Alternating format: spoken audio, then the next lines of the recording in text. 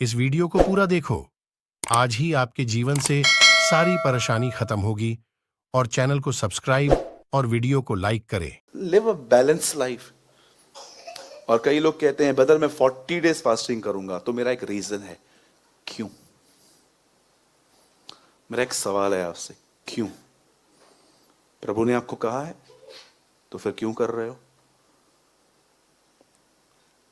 आप 40 days fasting तो करोगे, पर 41 हम लोग आपको कहां मिलने आएंगे वो हमको पता है। फिर आप हम लोग को बुलाओगे और बोलोगे प्रे फॉर मी। क्या हुआ? सलीन चढ़ा हुआ है, ये ग्लूकोज देखो।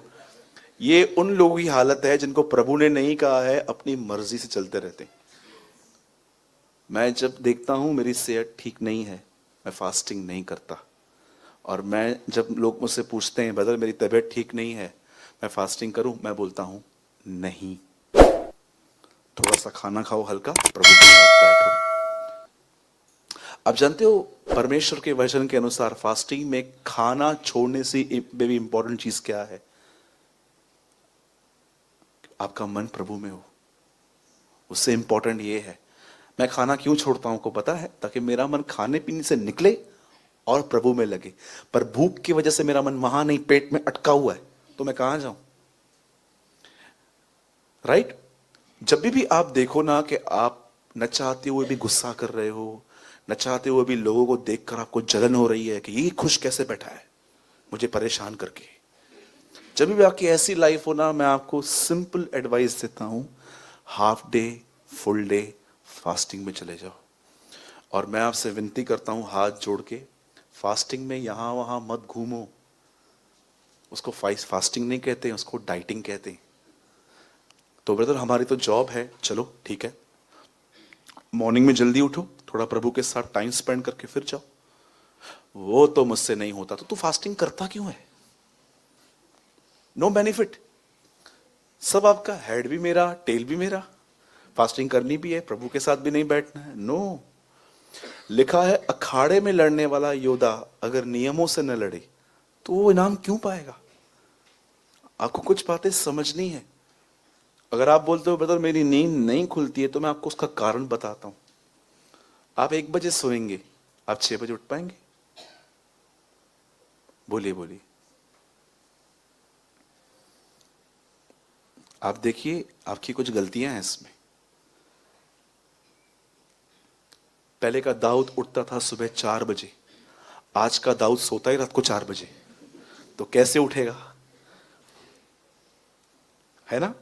पहले का दाऊद कितने बजे उठता था? आज का दाऊद कितने बजे सोता है? भाई मैं 4 नहीं, मैं 3 बजे सोता हूं। हाँ वही वही। ख्याल रखिए अपना। मैं इससे पहले कि आज मैं प्रभु का वचन शेयर करूं, मैं 5 मिनट आपको कुछ पहले बताना चाहता हूं जो मुझे प्रभु ने आज दिया है। बहुत औसम है ये। सुनिए। मैं जब नया नियम पढ़ता हूं, जब मैं नया ऐदनामा पढ़ता हूं, मुझे उर्दू बाइबल पढ़ना बहुत पसंद है क्योंकि उनके लफ्ज बहुत लियाकत वाले हैं। बहुत इज्जत लगती है मुझे जैसे वो बात करते हैं इस अदब से।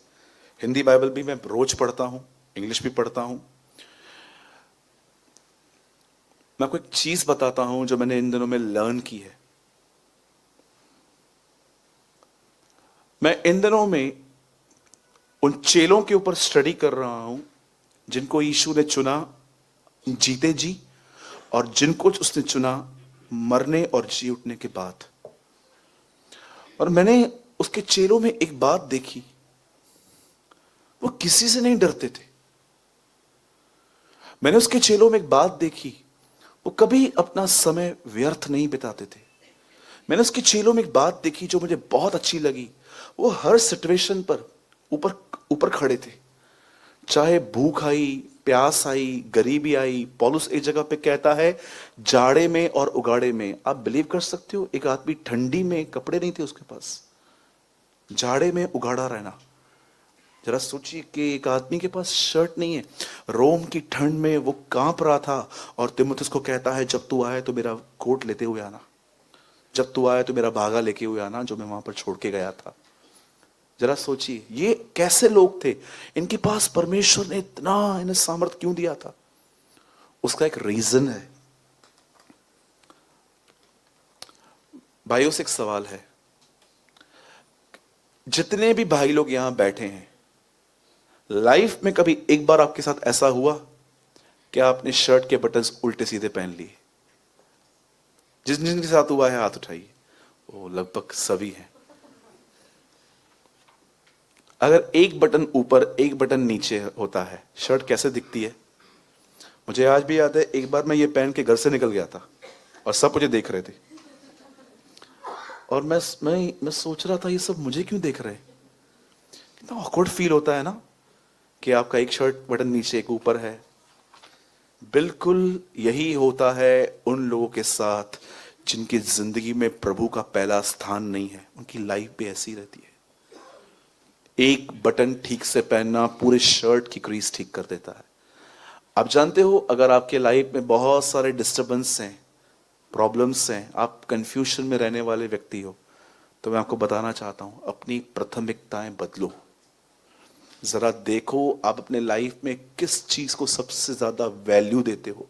जॉब को, बिजनेस को, किसको दे रहे हो?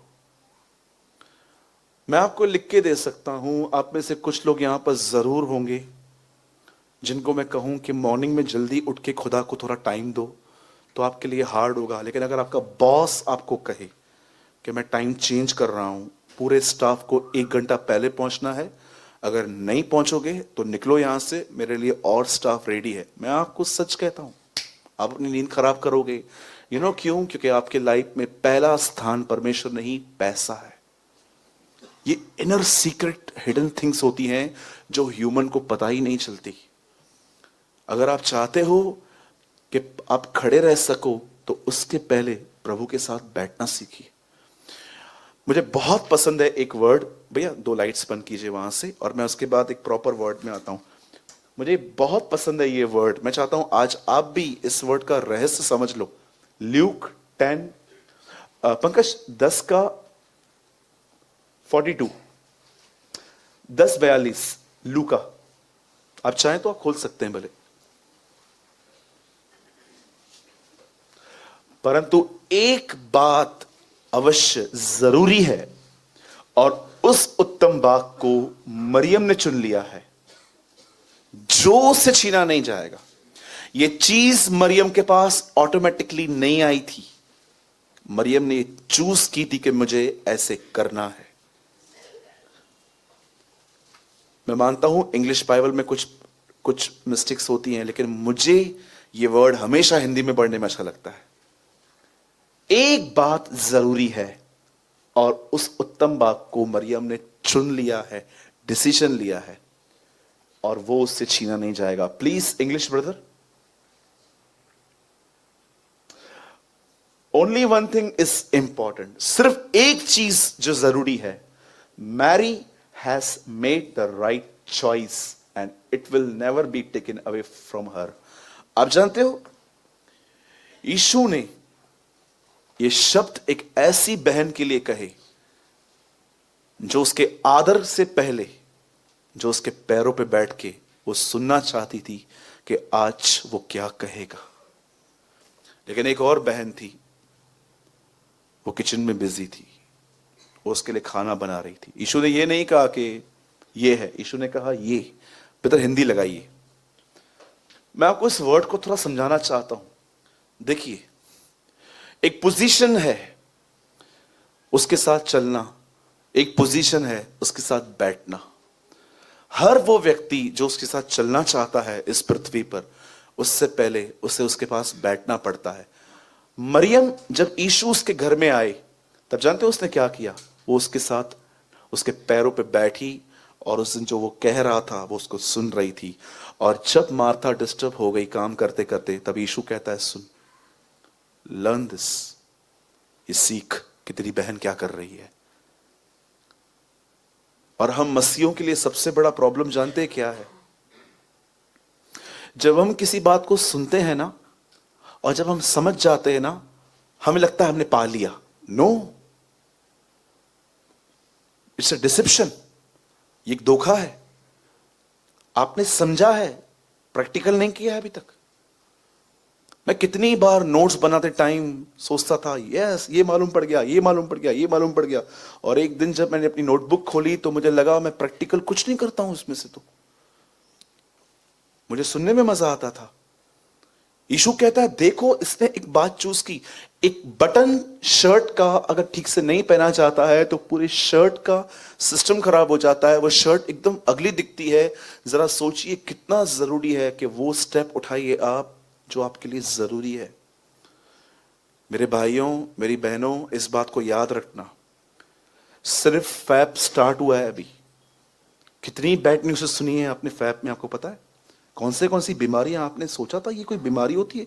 वायरस फैला है, लोग मास्क पहन के घूम रहे हैं। मैंने 2020 के बिगिनिंग से ही मैंने ऐसी सी न्यूज़ेस सुनी, और मैंने यूट्यूब पे कुछ लोगों को भी देखा जो कह रहे थे this year will be glorious, ये वो, जबकि पौलुस कहता है दिन बुरे हैं।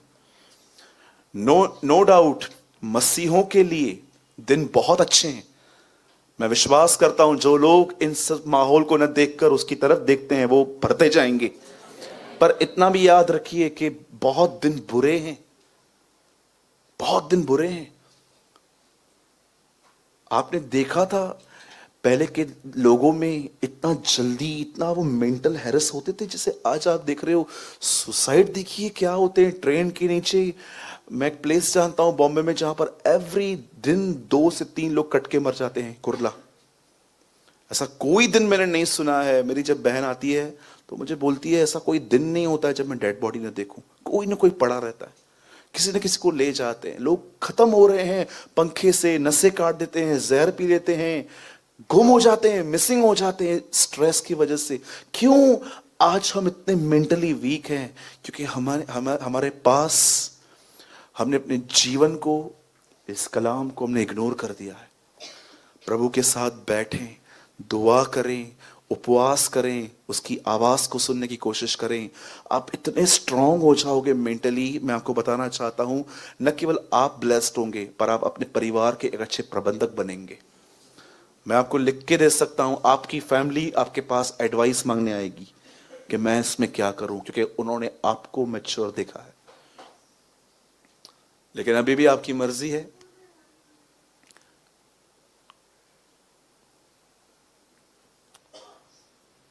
मुझे रिसेंटली एक बहन ने लेटर लिखा, शी इज फ्रॉम बैंगलोर। जब वो लेटर मेरे पास आया तो उन्होंने मुझे एक बात कही, बोला सूरज भाई मेरी शादी को 2 साल हुए हैं। मैं पहले हुबली में रहती थी पर अब मैं बैंगलोर शिफ्ट हुई हूं अपने हस्बैंड के साथ। बोलती है ब्रदर मैं आपको 2 ईयर्स से वॉच करती हूँ यूट्यूब पे, और मैंने आपके सभी संदेश सुने हैं, न केवल यहाँ लेकिन जो आप आउटरीच जब जाते हो तो मैंने वो वीडियोस भी आपके देखे। पूरा लेटर इंग्लिश में था। उसने कहा ब्रदर लेकिन मैं आपको बताना चाहती हूँ जिस दिन मेरी मैरिज हुई, मेरे हस्बैंड ने और मैंने फैमिली प्लान की, एक बच्चा हुआ हमें। उस बच्चे की परवरिश करते करते मैं बैकस्लाइड हो चुकी हूं, न मैं प्रभु को समय दे पाती हूं और मैं इतनी फ्रस्ट्रेट हो गई हूं। और जानते हो उसने नीचे मुझे क्या लिखा? प्लीज प्रे फॉर मी।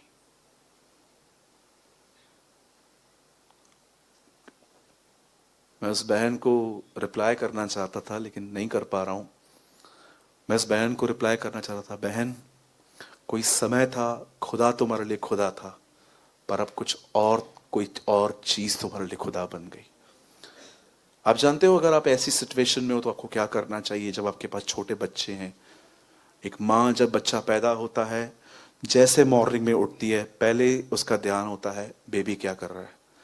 रात को सोने से पहले वो उसको सुला के फिर सोती है। मैं आपको सब एक बात बताना चाहता हूँ, जब आपका बच्चा सो जाए उसके बाद अपना कुछ समय खुदा को दो। आप ये मत समझना कि ये 3-4 साल में ग्रो हो जाएगा फिर उसके बाद कुछ आपके पास और जिम्मेदारी आएगी। कभी भी ये मत सोचना कि कल संडे होगा, परसों सोमवार होगा, दिन आने वाले हैं मेरे जब ऐसे होगा कि मैं एकदम फ्री हो जाऊंगा। कभी नहीं होगा ऐसा। जब भी आप कुछ सुनो और आप ये अपने आप से कहो बस कल से शुरू, ये धोखा है। आज उद्धार का दिन है लिखा है, आज की रोटी हमें दे। एवरी सिंगल डे आपको अपने लाइफ में डिसीजंस लेने पड़ते हैं। आपको मैं सच बताऊं, मेरे को 1 जनवरी का कभी वेट नहीं होता है। कभी कभी लोग देखे होंगे आपने 1 जनवरी को, बस बस बस बस 1 जनवरी, बस आ रहा है ना अभी न्यू ईयर, एकदम मैं नया। अरे ये तूने 5 साल पहले भी बोला था। जो डेट्स का वेट करते हैं ना वो कभी चेंज नहीं हो पाते। एक प्रभु के दास ने भी बताई थी मुझे बात। आज सोचो आज कहां पर हो। ठीक है ब्रदर, मैं मानती हूं मेरी गलतियां हैं, मैं कल से ध्यान दूंगी। गया गया वचन।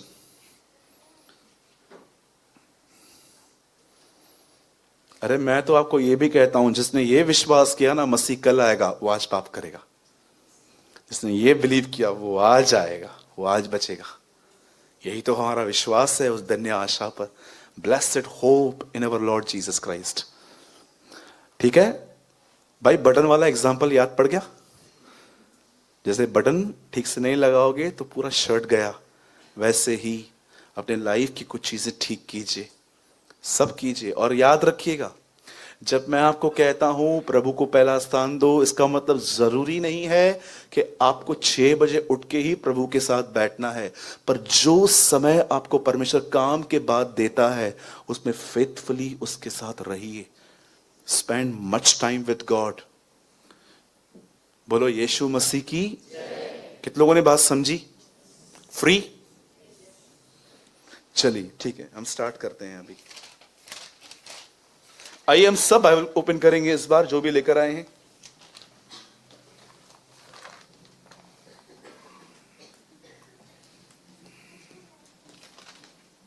आइए अपना हाथ उठाइए और मेरे पीछे कहें, प्रभु मैं विश्वास करता हूं आने वाले दिनों में आप मुझे अनुशासन सिखाएंगे, मुझे डिसिप्लिन में रहना सिखाएंगे।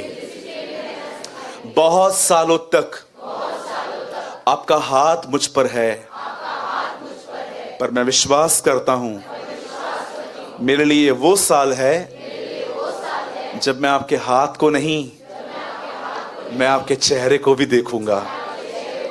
क्योंकि वचन कहता है धन्य है वे जो शुद्ध हैं, वे खुदावंत को देखेंगे। यस, आमेन आमेन।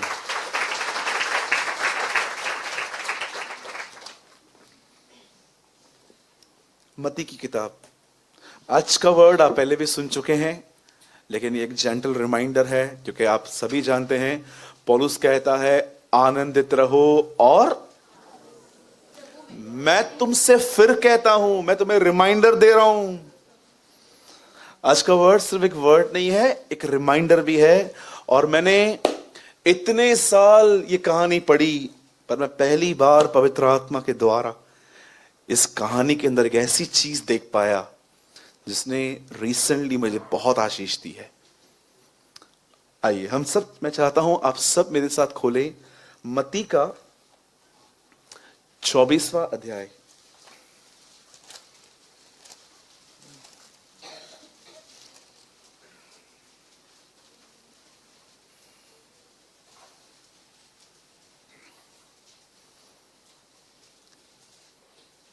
जो सोए हैं कहेंगे जय मसीह की। चलो जो 2-4 सोए हैं वो भी उठ जाइए, वैसे तो सभी जाग रहे हैं। जो सोए हैं कहेंगे जय मसीह की। हाँ चलो अभी स्टार्ट करना चाहिए। मत्ती 24वां अध्याय, ये 23वें अध्याय के बाद आता है। ठीक है, हंसा कीजिए, बहुत खड़ूस लोगों से कम घूमिए। किनके साथ घूमना है? जो आपको हंसाते हैं। और ऑब्जेक्ट किसको रखते हैं हंसाने का? दूसरों को नहीं, खुद को। ठीक है, दूसरों पे कभी भी, एक दिन प्रभु टीम खड़ी करेगा जो आप पे हंसेगी। आमीन। कभी भी दूसरों के नाक को देखकर, मुझे इतना दुख हुआ, मैं एक भाई के साथ था इन दिनों में, तो एक आदमी की आंख थोड़ी इस तरफ थी, तो उसने उसको बोला सी करजत का सारा। मैंने उसको बोला शेम ऑन यू, बेशरम इंसान है तू, क्या बात करता है यार, वो बेचारा वो क्या बाय बर्थ है ना वो। कितनी गंदी बातें हैं जब लोग ऐसे मजाक उड़ाते हैं दूसरों का, ये तो मोटा है, ये तो पतला है। अरे हमको जैसा भी बनाया है ना, हमें खुदा ने बनाया है और वो हम पे बहुत इंप्रेस है। हाँ बोलो, यीशु ने मुझ पे जान लुटाई है, आप क्या लुटा सकते हो? हाँ, कितने लोग ये बात जानते हैं, आपके पास में इस समय दुनिया का सबसे खूबसूरत व्यक्ति बैठा है। देखो हाँ, मेरी माँ कहती है मैं लाखों में एक हूं। मैं माँ को बोलता हूं तू झूठ बोलती है, मैं करोड़ों में एक हूं। मैं मजाक कर रहा हूं, मैं आपको स्पेशल फील करवाना चाहता हूं ताकि आप किसी के सामने बैक मत करो। प्यार, इज्जत, प्यार, इज्जत, कभी ऐसे न बनो।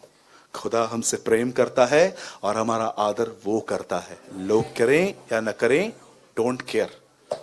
और किसी को भी बालों से, दाढ़ियों से, पौनी, पफ, इन सब चीजों से किसको भी इंप्रेस करने की कोशिश न करें, क्योंकि मैं आपको बताना चाहता हूं एक है जो ऑलरेडी आप पे बहुत इंप्रेस हो चुका है और उसका नाम यीशु मसीह है, राइट?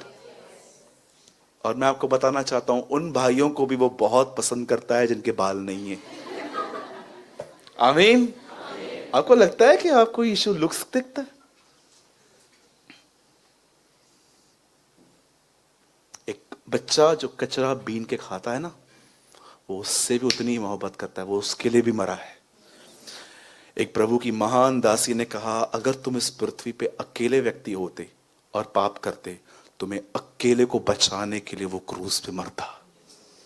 That's his love. कि कभी कभी हम बोलते हैं ना यीशु दुनिया के लिए मरा, इट्स अ हिस्ट्री। जब यीशु मेरे लिए मरा, it's not a history, it's a testimony. मैं ये नहीं कहूंगा कि वो दुनिया के लिए, वो मेरे लिए मरा है।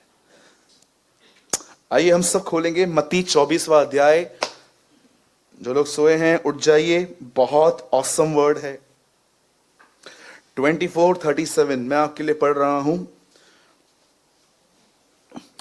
जैसे नूह के दिन थे वैसे ही, बोलिए वैसे ही, मनुष्य के पुत्र का आना भी होगा। 38 ब्रदर। क्योंकि जैसे जल प्रलय से पहले के दिनों में, जिस दिन तक नूह जहाज पर न चढ़ा था, उस दिन तक लोग खाते पीते थे और उनमें ब्याह शादी होती थी। आगे, और जब तक जल प्रलय आकर उन सबको बहा न ले गया, तब तक उनको कुछ भी मालूम न पड़ा। वैसे ही मनुष्य के पुत्र का आना भी होगा। प्लीज भैया English. When the Son of Man comes, it will be the same as what happened during Noah's time. आगे, in those days before the flood, people were eating and drinking, marrying and giving their children to be married, right up to the day of Noah entered the boat. आगे, they knew nothing about what was happening until the flood came and destroyed them all. It will be the same when the Son of Man comes. सुनिए, मैं चाहता हूं आप सब straight यहां देखें। अब लिसन,